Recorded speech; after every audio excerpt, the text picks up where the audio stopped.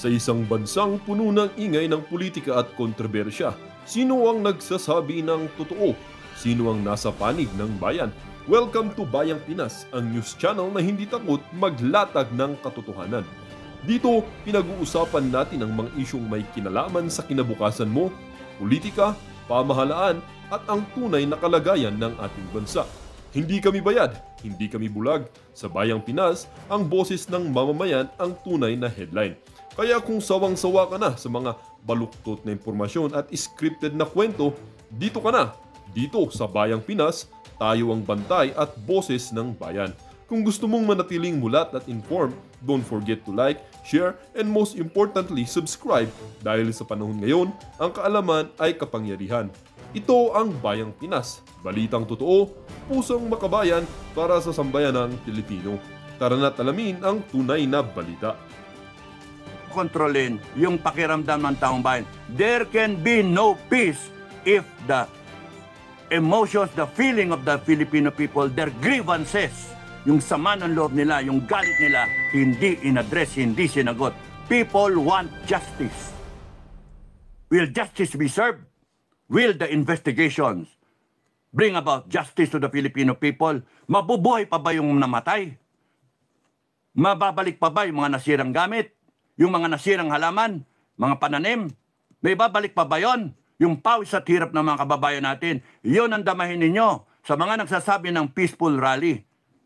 Huwag niyong ikinakanal ang taong bayan kasi let them pour out their grievances. There will not be, it will not be silenced. You cannot silence it. Lilitaw at lilitaw yung butas. Hindi niyo matatagpian. So yung taong bayan, lalo niyong galitin at lalo niyong budulin, ay talagang himagsikan ang haharapan ninyo. Yun ang iniiwasan nga eh. Himagsikan. Pagka lumabas ang tao sa kalsada na walang inaasahan na hindi na naniniwala sa AFP, hindi na naniniwala sa PNP, magdala sila ng sarili nilang armas para pandepensa nila, ay tapos kayo. At the same time, nandyan sa kabila, nandyan lang, nakapagilid-gilid lang, ang CPP, NP, NDF, naghahantay. Kaya AFP at PNP, mag-isip kayo ano yung explosive na situation na kinakaharap ninyo. Tapos kung babanatan nyo ng military junta, lalong mali. Ay, nako Pilipinas. Dapat ito, suggest nyo sa presidente, mag-ano na lang kayo, mag-hold departure order na sa mga lilipad. Kilala nyo naman kung sino yan. At kayong mga kababayan, alam ninyo kung nasaan yung mga bahay-bahay niyan. Bantayan nyo na. Bantayan nyo na yung kung nasaan nakaparada yung mga aeroplano nila para hindi sila makalipad. Magpalitan kayo, Team A, Team B. Para, voluntary. Mga kababayan, this will not end na sila ay makakatakas sa accountability ng taong bayan. I hope that the ending here is that justice will be served. Yung tamang hustisya, yung tamang pananagutan, maipataw natin sa mga walang yang kriminal na to. Double ang problema ng mga yan. Kasi sila ay halal ng bayan. Sila ay binigyan ng kapangyarihan ng taong bayan para paglingkuran tayo. Such is the essence of government service. Pero if you do not give the service that is required from you, from the Filipino people, demanded by law, demanded by the Filipino people, you cannot give that good governance. Yan ang magiging resulta. The people will rise up and then take back that power from you. And you will face the Filipino people, the wrath of the Filipino people. Ginalit ninyo ng gusto. Tapos wag na wag ninyong tatakutin kaming taong bayan because kami ang dapat katakutan ninyo. Kami, sa amin kayong matakot. Because dumating na yung panahon, the time for reckoning is here. Yung mga nag-iingay na mga daming pro. Sige, Mag-ingay kayo, doon kayo, doon kayo, punta kayo sa Malacanang, defend Malacanang. Kayong mga animal, kita nyo ninakawan tayo, okay lang sa inyo ninakawan tayo, tarantado. Tapos ipapataw nyo lahat kay Duterte, gago. Imbestigahan natin lahat kung gusto nyo. Pero wag nyo isi-single out. Iwag nyo ibibintang. Hayaan yung mga yung nagnakaw, palitawin. Pagka hindi maki-explain, death penalty. Ganon. Usigin ng taong bayan. Pero yung ginagawa ninyo, kampi, walang mangyayari sa atin. Palubog ang Pilipinas. You better stand up as Filipinos. Hanggang ngayon nakikita ko sabog-sabog. Tingnan niyo mga rally, sabog-sabog pa rin. Kanya-kanya. Kaya may nagtanong sa akin, pasaba ba? Hindi. Putragis. Kaya hindi mahalaga yung hindi ako sumami. Ang mahalaga doon, isipin ninyo, bakit hindi lumalabas ang tao? It is simple. The answer is simple. Because yung konsepto ng paglabas ninyo sa kalsada is precisely want to air your grievances to make sure that yung grievances ninyo ma-address nitong gobyerno na to. Pero kung hindi yun ma-address, alam ng tao, wala lang mangyari dyan eh. Papagurin nyo lang kami, mga animal kayo. Ganun ang isip ng taong bayan. Ramdaman nyo dapat yon. Hindi yung paparalihin nyo yung taong bayan, mapapaulan. Tapos nun, gugutumin ninyo, pupuyatin ninyo, papa-absitin nyo sa trabaho niya. And then, bahala siya sa pamilya niya kung paano niya pakakainin. Ramdaman niyo yung taong bayan. Hindi magiging peaceful yung ano na yan kasi nandoon yung poot, yung galit. You have to address that. Ang laki ng issues. Isa lang yan, flood control na yan. Yung korupsyon, balot na. Yung Pilipinas ng korupsyon. Pumunta ka sa airport, pumunta ka sa BIR, pumunta ka sa customs, sa DA, pumunta ka sa lahat ng ahensya ng gobyerno. Lintik na yan. Grabe yung korupsyon. O anong gagawin natin yan? Ay, isang issue. Flood control. Dinadirect tayo doon sa flood control kasi naka-plan A, B, C, D. Sila. Naka-Paul Guy. Meanwhile, tinatakas yung kanilang ari-arian. Kuno, ari-arian nila. Pera ng tao. Nakabili na sila ng bahay abroad eh.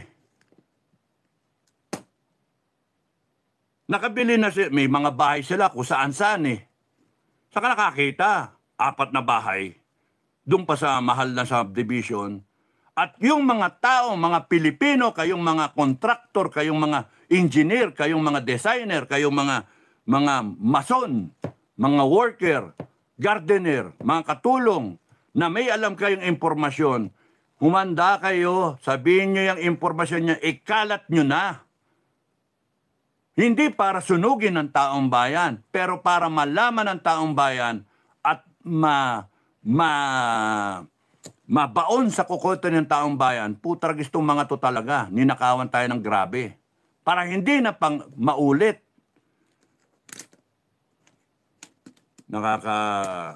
Nakakaano sila, nakakainis. Ngayon, merong rally sa 21. Marami nagsasabi, pumunta, ganon, magsumali. Para wear white. Paano yung masa? Walang puti. Meron siya, dirty white. Wear white. Okay. May white ribbon pa,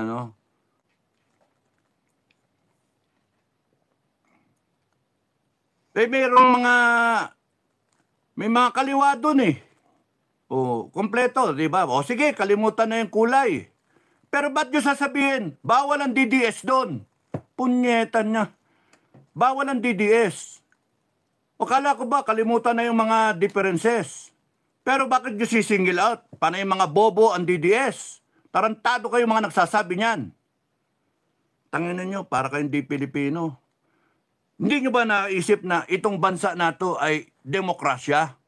Ba't nyo didiin yung sarili ninyo? Ang dami nung Pilipino na naniniwala sa Duterte. Mga Kaya tama lang eh. Kung gusto nyong revolusyon, magrevolusyon. Gusto nyong papunta tayo doon? Gusto nyo magpatayang Pilipino sa Pilipino? Gusto nyo maabot tayo sa ganon? There cannot be peace. This will not be resolved peacefully. Sinasabi ko sa inyo, if the grievances of Filipino people is not addressed. Simple lang. Yung kakainin niya sa hapagkainan, yung gagastusin niya sa ospital, yung mga government services, yung eskwelahan, etc., etc., yung kalsada, yung flood control.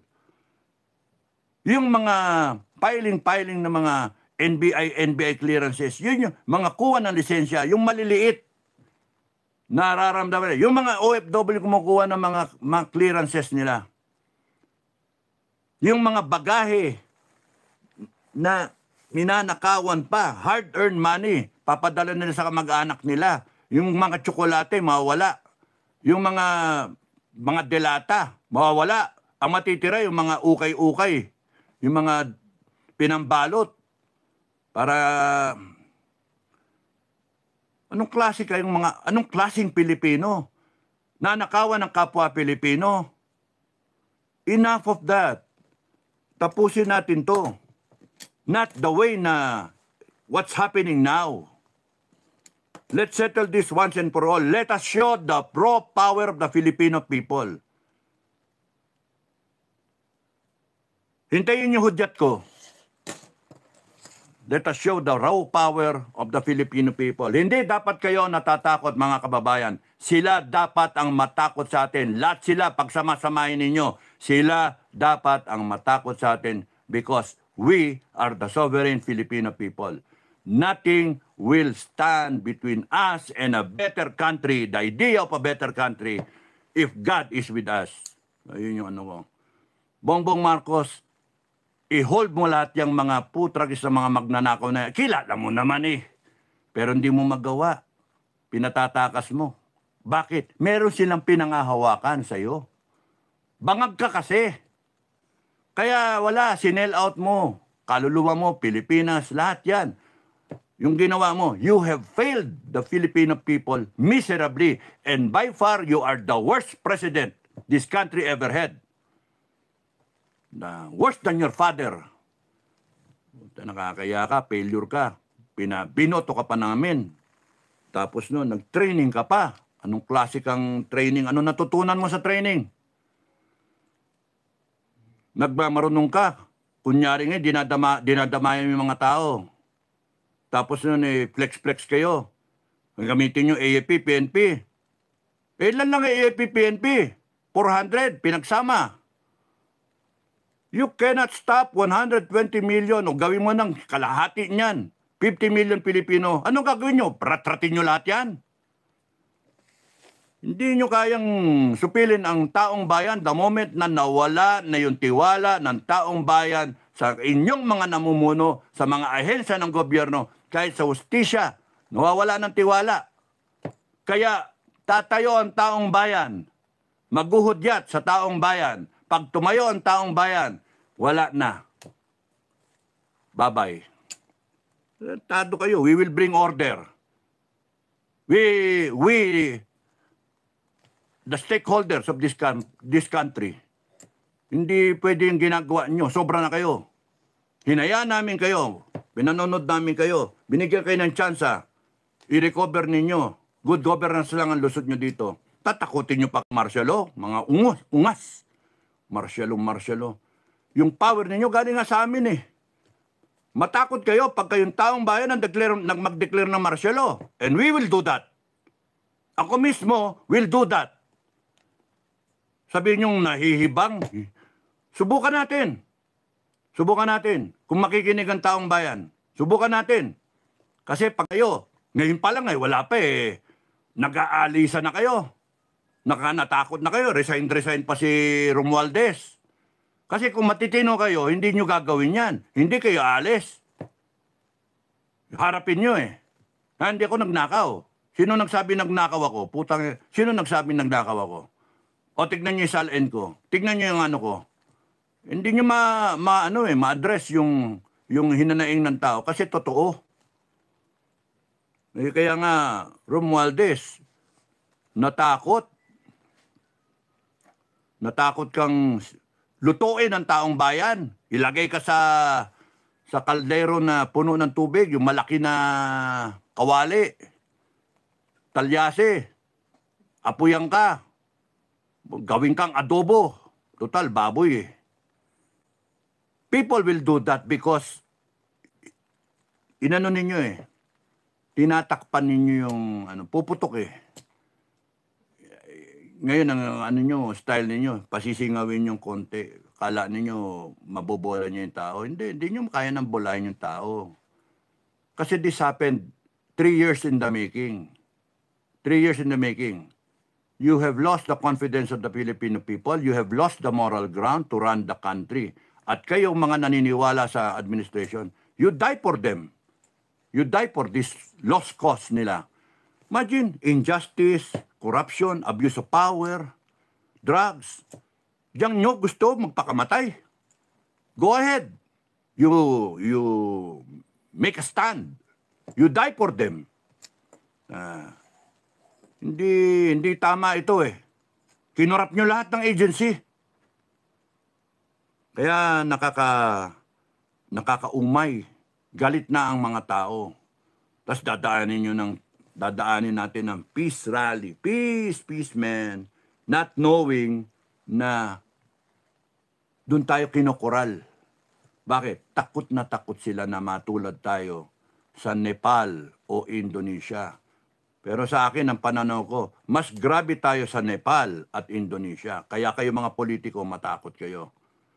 Pag kayong taong bayan ang tumayo. Yung buong taong bayan, hindi yung ganitong watak-watak. Meron dito, meron doon. Tapos inaasahan yung, pagparami tayo, at pagka marami na, kakampi na yung AFP. Ano ba yan? Ano yan eh? Opportunism yan eh. Kung kailan lang marami, mananalo na, tsaka lang lalabas ang AFP. Hindi natin kailangan ng ganong AFP. Masyadong ano yun? Masyadong play safe. Masyadong opportunista. Sorry sa mga kabaro, pero yun ang labas talaga eh. In my book, that is opportunism. Hindi ka, alam nyo mali, tama eh. Kitang-kita naman mali, tama. Kahit bata, masasabi ko, mali. Ano sinasabi sa mga bata? Mga anak ninyo, ano sinasabi? Mali magnakaw. Anong ginagawa sa atin? Bilyon-bilyon ninakaw. You cannot discern that. Tapos hinahayaan nyo. Tapos kung kailan dumami yung tao, tsaka kayo lalabas. O, nasan yung courage? Kasi may tatrabaho lang kayo. O di pera-pera lang kayo. Ang pinaglalaban dito, yung bansa natin. Yung kinabukasan ng mga Pilipino. And here you are, waiting for the developments na. Pagka dumami yung tao, doon na kayo lalabas. Tapos magpapalabas kayo ng mga memorandum, mga letter na hindi kayo, apolitical kayo, buisit. Apolitical, mga you will uphold the Constitution, you will defend the state and the people. Baliktad pa eh. Basahin yung Constitution. Kalagay doon, you will defend the people and the state. Inuuna niyo yung state. What makes the state? The Filipino people. Wala yung state kung wala yung tao. Remember, yung taong bayan, kaya nga nandyan nag-agree tayo, magkaroon tayo ng barangay, magkaroon tayo ng regional, provincial, regional, municipality, provincial, and then regional. And then the setup of government. Nag-agree tayo na may constitution tayo that will run our daily lives. Lahat ng batas, agree tayo, meron tayo representatives na silang gagawa ng batas. Itong mga gunggong na to, hindi man lang ipasa yung death penalty. Kaya nagkaganyan. Bakit nila ipapasa? Sila magnanakaw eh. Isang sweep lang yan. Isang bagsak. Ipasa ng taong bayan yung death penalty. De tapos, ang buto-buto, bakit di natin kayang gawin? We, as the People's Court, the People's Congress, the People's Audit, we, as the sovereign Filipino people, can terminate the president, terminate everyone, put them all under house arrest, pending investigation. Sa tingin nyo, di natin kayang gawin yon? Kaya natin gawin yon. Wala lang naglalakas ng loob. Wala lang tumatayo para gawin yon. Hindi lang inaalam. Pero sinasabi ko sa inyo, kaya natin gawin yan. Kaya natin baguhin ang Pilipinas. Para hindi tayo mauwi sa lugmok na kalagayan. Yung mga Pilipino hindi pa pinapanganak, may utang na. Tapos kayong mga basher, kayong mga Pilipino na, oh, bakit wala ka dun, sir? Ayoko eh. Ayoko eh. Pag ako lumabas, patay kung patay. Anong kayo? Ayoko lumabas na ganun eh. Peaceful nga raw eh. Kasi nadala na ako sa ganyan. Nagsasalita ako, lumabas ako, pinalabas na ako. Sabi sa akin ni Colonel Mitran, sir, kinakailangan tayo pumunta doon, magpakita na tayo. Hinihingi ka na ng taong bayan. Pumunta ako, sige, baba tayo. Nagpinagsalita ako. In the middle na nagsasalita ako, sasabihin sa akin, sir, peaceful rally ito. Putragis. Ganun. Hindi ko naman pinansin. Tira ako ng tira ng yung sa loobin ko. Ayoko ng why will I join a peaceful rally? You join. You like to join. You join the peaceful rally. Because I believe, kung yung peaceful rally na yan, what will happen there? Ano end objective ba dyan sa peaceful rally? Ano end objective? Sasama nga daw si Makoy. Baka mamaya pumunta pa yan dyan si Makoy. Oh, punta dyan si Marcos. Di bang kahipokrituhan yan? Hindi nyo nadadama kasi yung mga tinamaan ng baha eh. Yung nagdusa, yung binaha. Kita nyo yung mga nasa video na bahay tinatangay ng ilog, nilulun ng ilog. Kita nyo yung rumaragasang mga tubig, nagla-landslide. Kita nyo yung sasakyan na nadaganan ng bato. Kita nyo yung mga tao na lumalangoy, na araw-araw nilalakaran nila yung baha, yung mga tinamaan ng leptospirosis. Tapos niyan mag-rally tayo. Hindi naman tapos may mga investigasyon. That's too late. Too late in the day. 3 years. 3 years. Too late in the day. Tapos sabihin mo na, if I were not president, sasamahan ko pa kayo sa kalsada. Ungas. Ikaw nga ang presidente. Ano yan? Binigay namin yung trabaho sa'yo. Binuban yan. Nangangamatay yung tao. Nagugutom yung tao. Ay, nako. Na Madam Inday, if ever you become the next president, if ever you become the leader of this country, do not fail the Filipino people. You put the right people, you trust the right people. Because if you do not, and better reboot the country. If you do not reboot this country, the same vicious cycle. We have to end this. Right here, right now, we have to end it. So that may pag-asa, may fighting chance, yung mga Pilipino. Ang daming problema. Kailangan mong ayusin yung sistema ng gobyerno, yung korupsyon, lahat yan. Indicators lang yan. Ayusin mo education ng Pilipino para yung production line ng bagong henerasyon ng Pilipino, lalabas yung kagusto. Quality, sabi ng iba. Excuse me, quality. So, yung food security ng Pilipino, yung collection ng Pilipino, yung health care ng Pilipino, ang daming aayusin. How do you do it, di ba? Madali yon kung you have the right people there. Na ang dami diyang magagaling, ang dami. Pati yung ating defense, ano yung defense posture natin? Siyempre, no long neglected yung armed forces. Hahabulin natin ngayon. Kaya tama lang yung budget nila, 1 trillion a year for the next 10 years. Let's see if we can fund that. Tapos noon yung West Philippine Sea, wala nang away-away, wala nang gera-gera, joint development na lahat ng claimants. And then yung natin, friends to all, enemy to none, wala tayong away. Neutral tayo, make it clear, neutral tayo. Abrogate the Mutual Defense Treaty. Hindi natin kailangan ng Amerikano para defend. Di naman sila pupunta dito para depensan. Bibigyan nila tayo ng mga gamit, weapons of war, nababayaran natin. Imagine gera nila. Makikigera tayo, gera nila. Gera natin, magpapadala sila ng gamit. Minimum yung papadala lang tayo pa rin ang haharap. Kaya nga, this is so unfair because We have allowed it. Kaya nga yung susunod na generation of leaders